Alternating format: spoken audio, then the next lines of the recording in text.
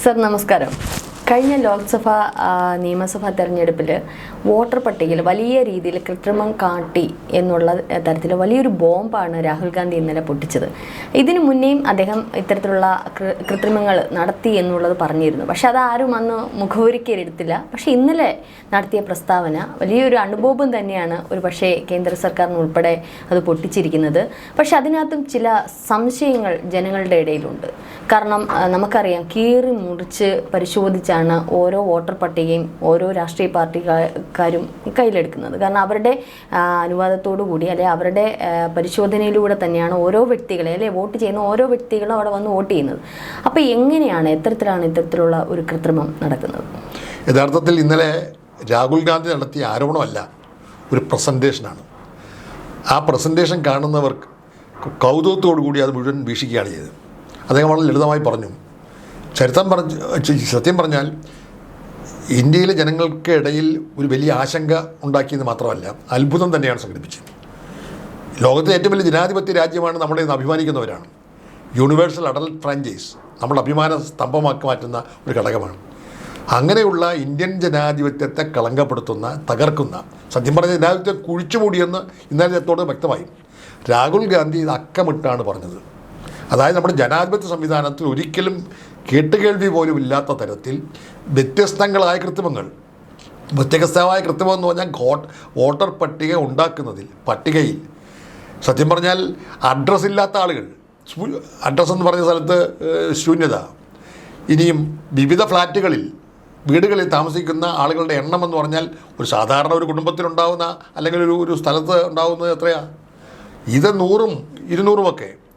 വ്യവസായ സ്ഥാപനങ്ങളിൽ ഇങ്ങനെ ഒരിക്കലും സംഭവിക്കാത്ത തരത്തിലുള്ള ഇനിയും ആരൊക്കെയാണ് ഇരട്ട വോട്ടുകളെന്ന് പറഞ്ഞിട്ടുണ്ടെങ്കിൽ ഒരേ പേരിൽ തന്നെയുള്ള നിരവധി ആളുകൾ. അതായത് മഹാദേവപുരയിൽ തന്നെ 1,14,000 എക്സ്ട്രാ വോട്ടുകളാണ് വന്നത്. ഒരേ പടമുള്ള ആളുകൾ പല പേരുകളിൽ. അതെ അതെ. അപ്പൊ അങ്ങനെ പല ആൾക്കാരുടെ അച്ഛന്റെ പേരിൽ ABCD ആണ് കൊടുത്തേക്കുന്നത്. അപ്പം ചുരുക്കം പറഞ്ഞ അച്ഛനും അമ്മയും ഇല്ലാത്തവരാണെന്ന് പറയേണ്ടി വരും. ഇനി അതല്ല, കന്നി വോട്ടുകൾ ചെയ്തത് വയസ്സായി മരണപ്പെട്ടവരാണ് കന്നി വോട്ടുകൾ. അതെ, സാധാരണഗതിയിൽ 18 വയസ്സുള്ള ആളുകളാണ് കന്നി വോട്ടുകൾ. ഇനി 18 വയസ്സ് ചേർക്കാൻ കഴിയാത്തവർ 25, അതാണ് കന്നി വോട്ടുകൾ. 90 വയസ്സുള്ള ആളുകളെ അപ്പോൾ ചുരുക്കം പറഞ്ഞാൽ നേരത്തെ തന്നെ ആക്ഷേപം പലതിനെക്കുറിച്ചുണ്ട്. ഈ ആക്ഷേപങ്ങളായി മാത്രം കണക്കാക്കിയിരുന്ന ഒരു കാര്യം പൊളിച്ചടക്കി. അതായത് ഇന്ന തരത്തിലാണ് കൃത്രിമം എന്ന് രാഹുൽ ഗാന്ധി ഇന്നലെ പറഞ്ഞത് ലോകം ഞെട്ടലോടെ കണ്ടത്. കേരളമല്ല, ഇന്ത്യയല്ല. കാരണം ലോകത്തിൻ്റെ മുമ്പിൽ ഇന്ത്യക്കൊരു വലിയ സ്ഥാനമുണ്ട്. ലോകത്തെ ഏറ്റവും വലിയ ജനാധിപത്യ രാജ്യം.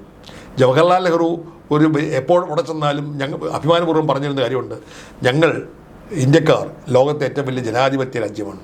അപ്പം നമ്മുടെ ജനാധിപത്യത്തിൻ്റെ അന്തശക്തിയും അർത്ഥഗംഭീരമെല്ലാം എടുത്തിട്ട് കളഞ്ഞ് പൂർണ്ണമായും ഒരു അരാജകത്വത്തിലേക്ക്, പലപ്പോഴും അടിയന്തരാവസ്ഥയെക്കുറിച്ച് കുറ്റം പറയുന്നുണ്ടല്ലോ. അതെ, ഞാൻ അതാണ് ചോദിക്കാൻ വന്നത്. കാരണം ഇത്രത്തോളം വലിയൊരു കൃത്രിമം നടക്കുമ്പോൾ നമ്മൾ അടിയന്തരാവസ്ഥ കാലഘട്ടത്തിലെ ഇന്ദിരാഗാന്ധിയുടെ ഭരണകാലത്തേക്ക് നമ്മളൊന്ന് പോകേണ്ടിയിരിക്കുന്നു. വെറും 3 കാര്യങ്ങളുടെ തെളിവുകളുടെ അടിസ്ഥാനത്തിലാണ് ആ ഒരു ഭരണം മാറ്റപ്പെടേണ്ടതായിട്ടുള്ള ഒരു അവസ്ഥയിലേക്ക് എത്തിയത്. പക്ഷേ ഇത് ലക്ഷങ്ങളുടെ വോട്ടിന് തിരിമറിയാണ് നടന്നിരിക്കുന്നത് അല്ലേ? അതായത് ഈ ഇന്ദിരാഗാന്ധിയുടെ ഇലക്ഷൻ റദ്ദാക്കിയതാണ് അടിയന്തരാവസ്ഥക്കിടയാക്കിയ ഒരു കാരണം. ഞാൻ അടിയന്തരാവസ്ഥയിൽ അതിക്രമങ്ങളെ ന്യായീകരിക്കുന്ന ആളല്ല. അടിയന്തരാവസ്ഥ പ്രഖ്യാപിച്ച ശേഷം ധാരാളം അതിക്രമങ്ങൾ ഉണ്ടായിട്ടുണ്ട്. അത് പുറത്തു വന്നിട്ടുള്ളതാണ്, ഷാ കമ്മീഷൻ റിപ്പോർട്ടൊക്കെ. അത് കഴിഞ്ഞും ഇന്ദിരാഗാന്ധി ജനങ്ങൾ അധികാരത്തിലേറ്റിയത് അതെല്ലാം പുറത്തുകൊണ്ടാണ്. പക്ഷേ അടിയന്തരാവസ്ഥ കാലഘട്ടത്തിൽ ഇന്ദിരാഗാന്ധിയുടെ തെരഞ്ഞെടുപ്പ് റദ്ദാക്കിയതുകൊണ്ട്, അതായത് ഇന്ദിരാഗാന്ധിയുടെ സ്റ്റാഫിൽപ്പെട്ട RK ധവാൻ, യശ്പാൽ കപൂർ എന്ന് പറഞ്ഞ ആളുകൾ ഇന്ദിരാഗാന്ധി പ്രചരണത്തിന് റായ്ബറേലിയിൽ എത്തിയപ്പോൾ കൂടെ ഉണ്ടായിരുന്നു. അവർ വേറെ ഒന്നും ചെയ്തിട്ട് കാര്യമില്ല. സാധാരണഗതിയിൽ സഹായികൾ, ഇന്ദിരാഗാന്ധി അന്നും അത്ര ചെറുപ്രായമല്ലല്ലോ, അവർക്ക് സഹായികളായ 2 പേര് ചിലപ്പം നോട്ടുകൾ കൊടുക്കാനോ കാണും. അവർ സ്റ്റാഫിൽപ്പെട്ട സർക്കാരിൽ നിന്ന് ശമ്പളം പറ്റുന്നതിൻ്റെ പേരിൽ ഇന്ദിരാഗാന്ധിയുടെ ഇലക്ഷൻ റദ്ദിയൊക്കെ മാത്രമല്ല 6 വർഷത്തേക്ക് തെരഞ്ഞെടുപ്പിൽ നിന്നും മാറ്റി നിർത്തണമെന്ന് കോടതി വിധിച്ചു. അങ്ങനെ ആണെങ്കിൽ ഇപ്പോഴുണ്ടായിരിക്കുന്ന ഈ പറയുന്ന അഴിമതികളുടെ പേരിൽ എത്ര ആളുകളുടെ നിയമസഭാ അംഗത്വം അല്ലെങ്കിൽ ലോക്സഭാ അംഗത്വം റദ്ദാക്കേണ്ടി വരും? ചുരുക്കം പറഞ്ഞാൽ ഇവിടെ 25 മണ്ഡലങ്ങളെക്കുറിച്ച് പറഞ്ഞില്ലേ, സവിസ്തരമായി ഒരു തെരഞ്ഞെടുപ്പ് കമ്മീഷനല്ല ഇവിടെ ഒരു നീതിന്യായ വകുപ്പ് ഒരു അന്വേഷണം നടത്തിയാൽ പല ആളുകളും ജയിച്ചിട്ടുള്ളത് രാഹുൽ ഗാന്ധി തന്നെ പറയുന്നുണ്ട് 30,000 താഴെ ജയിച്ചിട്ടുള്ള 24 മണ്ഡലങ്ങൾ ഉണ്ട്. അത് മാത്രമല്ല ലക്ഷങ്ങൾ ജയിച്ചു വന്നതും അതിക്രമങ്ങൾ കൂടിയാണ്, അല്ലെങ്കിൽ അട്ടിമറികൾ കൂടിയാണ്. അല്ല, ഇതിപ്പം മഹാരാഷ്ട്രയിലൊക്കെ ഈ പറഞ്ഞ അവസാന ഘട്ട വോട്ടെടുപ്പ് വരുമ്പോൾ, അവസാന ഘട്ടത്തിലേക്ക് വരുമ്പോഴാണ് ഒരു കുതിച്ചുചാട്ടം BJP ഉണ്ടായിട്ടുള്ളത്. അതുവരെ കോൺഗ്രസ് ജയിച്ചിരുന്ന പല മണ്ഡലങ്ങളിലും അവസാന ഘട്ടം എത്തുമ്പം 10, 30,000, 35,000 വോട്ടിൽ BJP പോവുകയാണ്. അപ്പം അവിടെ തന്നെ ഒരു സംശയം വന്നു കഴിഞ്ഞു. കാരണം ഇപ്പം ഈ പറഞ്ഞതുപോലെ 6.5 ലക്ഷത്തോളം, അതായത് 5 ലക്ഷം വരുന്നിടത്ത് 1.5 ലക്ഷം എക്സ്ട്രാ ആക്കി 1.5 ലക്ഷം അധികം വോട്ടുകൾ നേടുമ്പോൾ 35,000, 30,000 വെച്ച് വലിയ ഒരു കയറ്റമില്ലാണ്ട് എന്നാൽ ജയിക്കപ്പെടാത്ത സ്ഥലങ്ങളിൽ ജയിച്ചു പോവുകയാണ് ചെയ്യുന്നത്. അവിടെ തന്നെ ഒരു സംശയം ഉണ്ടായതായിരിക്കാം പ്രതിപക്ഷത്തിന്, അല്ലേ? തീർച്ചയായും. കാരണം നമ്മൾ പലപ്പോഴും സർവേകൾ പൂർണ്ണമായി വിശ്വസിക്കുക അല്ലെങ്കിലും ഒരു ജനറൽ ട്രെൻഡ് സർവേകൾ വരും. അപ്പോൾ പല പല സർവേകൾ നടക്കുമ്പോൾ ധാരാളം ഏജൻസികളുണ്ട്. അവരെല്ലാവരും മഹാരാഷ്ട്രയെക്കുറിച്ച് പറഞ്ഞത് കോൺഗ്രസിന് അനുകൂലമാണ്, കർണാടകത്തെക്കുറിച്ച് പറഞ്ഞത് കോൺഗ്രസിന് അനുകൂലമാണ്. വളരെ BJP തൂത്തുവാരും ആരും പറഞ്ഞിട്ടില്ല.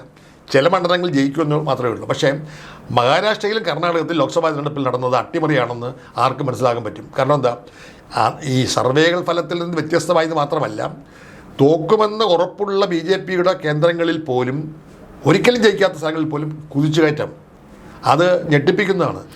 പക്ഷേ എന്തായാലും ഈ വരുന്ന തെളിവുകളൊക്കെ നമുക്ക് ഞെട്ടുന്ന തരത്തിലുള്ള വാർത്തകളാണ്. പക്ഷേ എന്നാൽ പ്രതിപക്ഷം ആരോപിക്കുന്ന ചില കാര്യങ്ങളുണ്ട്, അല്ലെങ്കിൽ ജനങ്ങൾക്ക് സംശയമുണ്ടാകുന്ന ചില കാര്യങ്ങൾ. ഞാൻ ആദ്യം പറഞ്ഞതുപോലെ എങ്ങനെയാണ് ഇത്തരത്തിൽ നമുക്ക് ഒരു വോട്ട് ലിസ്റ്റ് എല്ലാവർക്കും കൊടുക്കും, അല്ലേ? ബൂത്തിലിരിക്കുന്ന എല്ലാവർക്കും കാണും, എല്ലാ രാഷ്ട്രീയ പാർട്ടിക്കാർക്കും ഒരു വാർഡിൻ്റെ ലിസ്റ്റുകൾ കൊടുക്കും, അല്ലെങ്കിൽ ഒരു മണ്ഡലങ്ങളിലെ ലിസ്റ്റ്, ഏതൊക്കെ തരത്തിലുള്ള വോട്ടർ പട്ടിക എന്ന് കൊടുക്കും. ഇതെങ്ങനെയാണ് അവിടെ തിരിമറി നടക്കുക? കാരണം ഒന്നിലധികം വരുമ്പോൾ അത് അറിയപ്പെടാനുള്ള സാധ്യത. അത് സത്യം പറഞ്ഞാൽ ഈ കേരളത്തെ പോലെ അങ്ങനെ രാഷ്ട്രീയ പ്രവർത്തനം സ്ഥിരമായി നടത്തുന്ന ആളല്ല മറ്റു സംസ്ഥാനങ്ങളിൽ. തിരഞ്ഞെടുപ്പ് എടുക്കുമ്പോൾ മാത്രമാണ് വരുന്നത്. അപ്പോൾ ഒന്നാമത്തെ കാരണം എന്നുണ്ടെങ്കിൽ രാഷ്ട്രീയ പ്രവർത്തകന്മാരെന്ന നിലയിൽ എല്ലാവർക്കും അത് സ്ഥലങ്ങളിൽ വോട്ടർമാരെ അറിയില്ല. ഈ വോട്ടേഴ്സ് ലിസ്റ്റ് അവസാന നിമിഷത്തിലാണ് വരുന്നത്. വോട്ടർ പട്ടികയുടെ പുതുക്കുകയൊക്കെ വരുമ്പോഴത്തേക്കുണ്ട് ഇത് പരിശോധിച്ച് ആരാണ് കള്ള വോട്ട്, ആരാണ് ശരി വോട്ടോ എന്ന് കണ്ടുപിടിക്കാൻ പറ്റില്ല.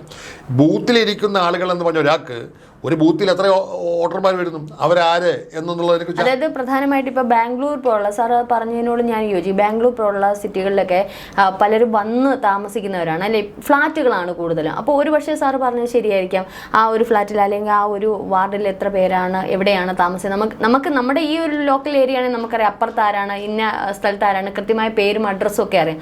പക്ഷെ മറ്റുള്ള സിറ്റി ഏരിയകളിലൊക്കെ ഇത്തരത്തിൽ നമുക്ക് കണ്ടെത്താൻ പ്രയാസമായിരിക്കും. അപ്പോൾ രാഹുൽ ഗാന്ധി പറഞ്ഞതുപോലെ ഒരു വ്യക്തിയുടെ അഡ്രസ്സും പേരും വെച്ച് തന്നെ പല ബൂത്തുകളിൽ പോകും. അപ്പോൾ പല ബൂത്തുകളിൽ ഇരിക്കുന്ന ഉണ്ട്, ലിസ്റ്റ് ഉണ്ട്, ഓക്കെ, വോട്ട് ചെയ്യുന്നു പോകുന്നു, അല്ലെങ്കിൽ വോട്ടെടുക്കുന്നു പോകുന്നു.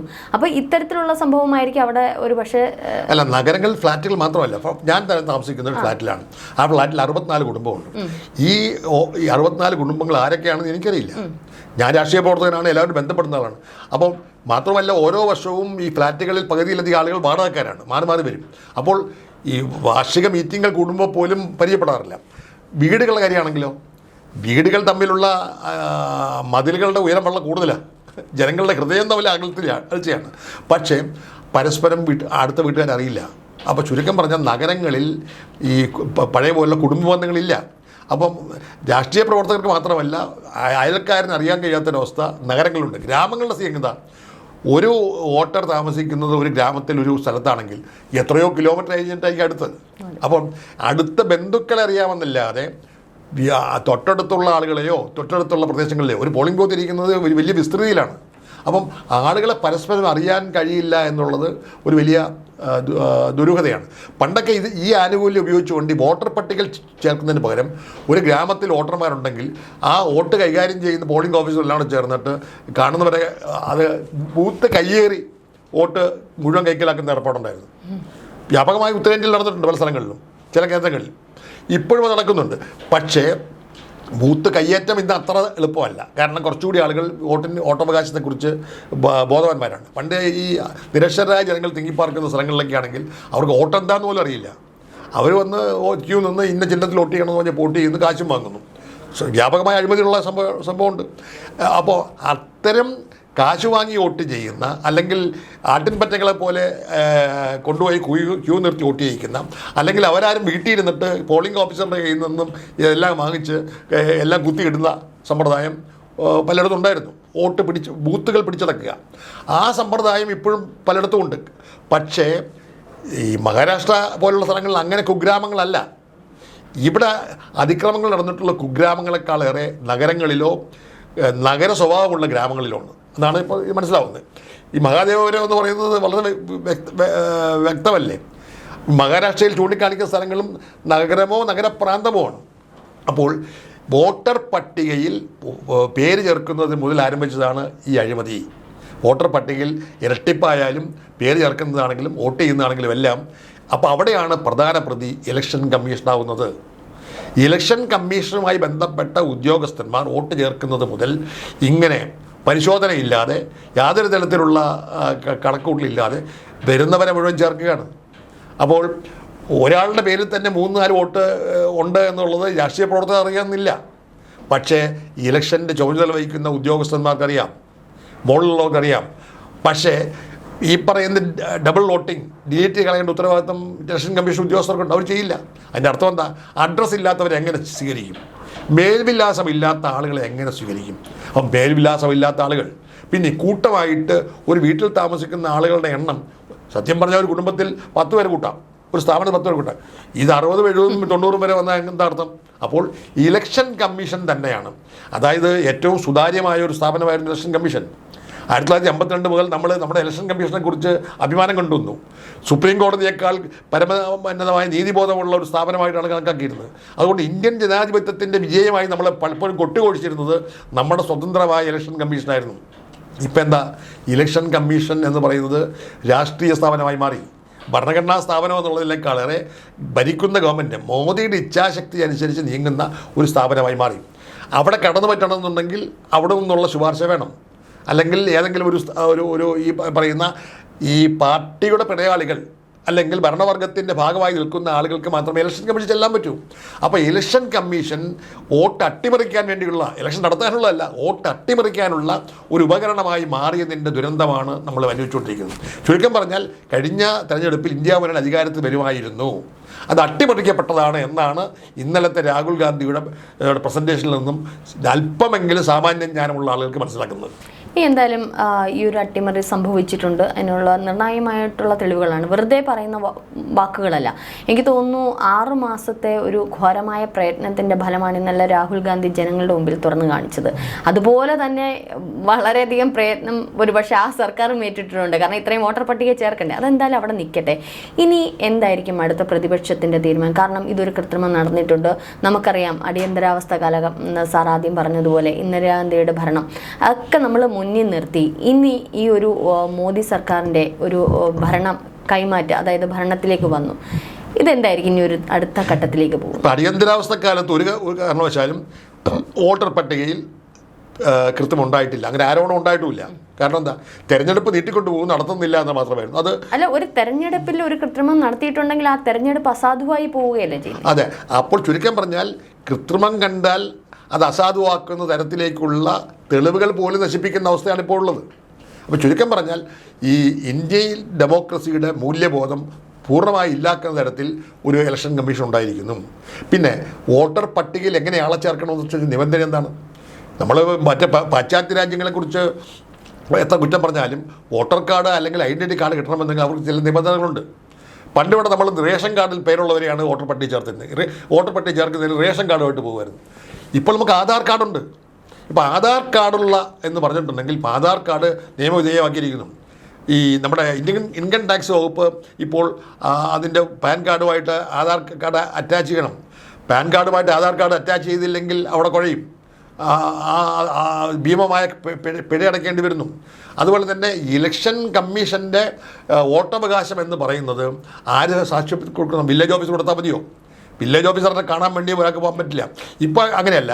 ഇപ്പോൾ ഓൺലൈനിൽ കൂടി ആരെങ്കിലും മെമ്പർഷിപ്പ് ചേർത്താൽ ഈ ഏറ്റവും വിചിത്രമായ ഒരു രാഷ്ട്രീയ പാർട്ടിയുടെ മെമ്പർഷിപ്പ്, കോൺഗ്രസ് പാർട്ടിയാണെങ്കിൽ എല്ലാവരും പ്രവർത്തകന്മാരുണ്ടാക്കുന്ന മെമ്പർഷിപ്പ് ചേർക്കുന്നു. പണ്ടൊക്കെ ആണെങ്കിൽ 25 പേർ ചേർക്കുന്നവർക്ക് മാത്രമേ എഫക്റ്റീവ് മെമ്പർഷിപ്പ് ഉള്ളൂ, അതില്ല. CPM ആണെങ്കിൽ ഈ പരിശോധന നടത്തിയാണ് സ്ഥാനാർത്ഥിയെ നിശ്ചയിക്കുന്നത്. പണ്ടൊക്കെ ആണെങ്കിൽ ഒരു കാൻഡിഡേറ്റ് മെമ്പർഷിപ്പ് കിട്ടി. ഇപ്പം അങ്ങനെയല്ല. കോൺഗ്രസിൽ നിന്ന് ആര് ചെന്നാലും ചുവന്ന കാര്യം അണിയിച്ച് നേരെ മെമ്പർഷിപ്പ് ആകുന്ന അവസ്ഥയാണ് CPM ഉള്ളത്. അത് പരിശോധനയില്ല. പക്ഷേ രാഷ്ട്രീയ പാർട്ടികളിൽ മെമ്പർഷിപ്പ് കൊടുക്കുന്നതിനുണ്ടായിരുന്ന പ്രാഥമിക പൈസ പോലും ഇല്ലാത്ത ഒരു പാർട്ടി BJP ആണ്. ആർക്ക് വേണമെങ്കിൽ മെമ്പർഷിപ്പ് ആകാം ഓൺലൈനിൽ. അപ്പോൾ ഓൺലൈനിൽ ആർക്ക് മെമ്പർഷിപ്പ് ആകാം എന്ന് പറഞ്ഞതുപോലെ ഓൺലൈനിൽ ആർക്കും വോട്ടവകാശമുള്ള പൗരന്മാരായി മാറാൻ കഴിയുന്ന ദുരവസ്ഥ ഇലക്ഷൻ കമ്മീഷനിലൂടെ BJP ഉണ്ടാക്കിയിരിക്കുകയാണ്. ഇപ്പം വോട്ടർ പട്ടികയിൽ പേര് ചേർക്കുക എന്ന് പറഞ്ഞിട്ടുണ്ടെങ്കിൽ ഒരാൾക്ക് ഒരു വോട്ടല്ലേ ഉള്ളൂ, ഒരാൾക്ക് 2-3 വോട്ടർ ഉണ്ടാക്കാമെന്ന് അതിൻ്റെ അർത്ഥം. അപ്പം 2-3 വോട്ടർ ഉണ്ടെങ്കിൽ അവർക്ക് തന്നെ വേണമെങ്കിൽ മാറി പല സ്ഥലങ്ങളിലാണ് വോട്ട് ചെയ്യാം. ആര് പഠിക്കാനാ? ആരെങ്കിലും അറിയുമോ? പിന്നെ ഈ ഐഡൻറ്റിറ്റി കാർഡ് എന്ന് പറഞ്ഞ കാർഡിനകത്ത് ഒരു ചെറിയൊരു വട്ടത്തിലുള്ള ഒരു ഫോട്ടോ മാത്രമാണ്. ആ ഫോട്ടോ കണ്ടാൽ സ്വന്തം ഫോട്ടോ ആണോ അല്ലെന്ന് ആരെ കണ്ടുപിടിക്കാൻ പറ്റും? ഒരർത്ഥവുമില്ല. അപ്പോൾ ചുരുക്കം പറഞ്ഞാൽ വ്യാപകമായി അട്ടിമറി നടത്തുന്നു. അത് ഈ തെരഞ്ഞെടുപ്പിൽ മാത്രമല്ല, കഴിഞ്ഞ തെരഞ്ഞെടുപ്പിൽ ഉണ്ടായി കാണണം. ഇത് കുറച്ചുകൂടി എഫക്റ്റീവായി കാണണം, അതാണ് തോന്നുന്നത്. അപ്പോൾ ഇന്ത്യ മുന്നണി അധികാരത്തിൽ വരാതിരിക്കാൻ വേണ്ടി ഭരണയന്ത്രം പൂർണ്ണമായി ദുരുപയോഗപ്പെടുത്തുന്ന ഒരു ഭീകരമായ കാഴ്ചയാണ് ഇന്ത്യൻ ജനാധിപത്യം നേരിട്ടത്. സത്യം പറഞ്ഞാൽ ഈ വെളിപ്പെടുത്തലോടുകൂടി, ഈ പൂർണ്ണമായ സത്യമാണ് തെളിഞ്ഞതോടുകൂടി ഇന്ത്യയെക്കുറിച്ച് ഇന്ത്യക്കാരുടെ ഇനി ലോകത്ത് എവിടെയെങ്കിലും ജനാധിപത്യത്തിൻ്റെ പ്രതിരൂപങ്ങളാണ് ഞങ്ങളെന്ന് പറഞ്ഞ് തലയുയർത്തി നടക്കാൻ പറ്റുമോ? ഇന്ത്യക്കാരുടെ നിലയിലുള്ള നമ്മുടെ അഭിമാനബോധം തന്നെ തകർക്കുന്ന ഒരു പണിയാണ് മോദി സർക്കാർ സ്വീകരിച്ചത്. ഇതിപ്പോൾ എങ്ങനെയായിരിക്കും പ്രതിപക്ഷം ഇതിനെ നേരിടുന്നത്? ഇത് ബാംഗ്ലൂരിലേക്ക് രാഹുൽ ഗാന്ധിയും ഖാർഗെയും ഒക്കെ പോയിരിക്കുകയല്ലേ. അവർ സ്വാഭാവികമായിട്ട് അവിടെ ഒരു പ്രക്ഷോഭത്തിൻ്റെ ഭാഗമായിട്ടാണ് കർണാടകത്തിൽ ആ റാലി ഇന്ന് നടക്കുന്നത്. അത് കർണാടകത്തിൽ നിന്നും ആരംഭിക്കുന്നു. അതായത് കർണാടകത്തിൽ ഈ വൻപിച്ച ഭൂരിപക്ഷത്തിൽ ഒറ്റയ്ക്ക് കോൺഗ്രസ് ജയിച്ച സംസ്ഥാനത്ത് ഏതാണ്ട് 6 മാസം കഴിഞ്ഞ് നടന്ന തെരഞ്ഞെടുപ്പിൽ അട്ടിമറി ഉണ്ടാകണമെന്നുണ്ടെങ്കിൽ ജനങ്ങളങ്ങ് മറിയോ എന്ന് പറയാൻ പറ്റില്ല. അപ്പോഴാണ് ഈ മഹാദേവപുരം പോലെയുള്ള ഉദാഹരണങ്ങൾ നമ്മുടെ കൺമുമ്പിലാവുന്നു.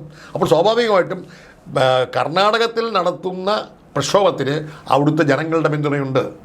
ആ ജനങ്ങളുടെ പിന്തുണയുടെ ഉരകലിൽ തന്നെ നിന്നുകൊണ്ട് അവിടെ നിന്നും ആരംഭിക്കുന്ന പ്രക്ഷോഭം ഇന്ത്യ മുഴുവൻ ആളിപ്പടരും. ഇന്ത്യ മുഴുവൻ ആളിപ്പടർന്നാൽ ജനാധിപത്യം സംരക്ഷിക്കാൻ വേണ്ടിയുള്ള, ഭരണഘടന സംരക്ഷിക്കാൻ വേണ്ടിയുള്ള മഹത്തരമായ ഒരു സമരമാർഗത്തിൽ ഇന്ത്യയിലെ ജനങ്ങൾ മുഴുവൻ അണിനിരന്നാൽ അത് കോൺഗ്രസിൻ്റെ തട്ടമല്ല, അതേസമയം BJPയുടെ അട്ടിമറി സർക്കാരിനെതിരെയുള്ള കൊടുങ്കാറ്റായി മാറുമെന്ന കാര്യത്തിൽ ഒരു തർക്കവുമില്ല.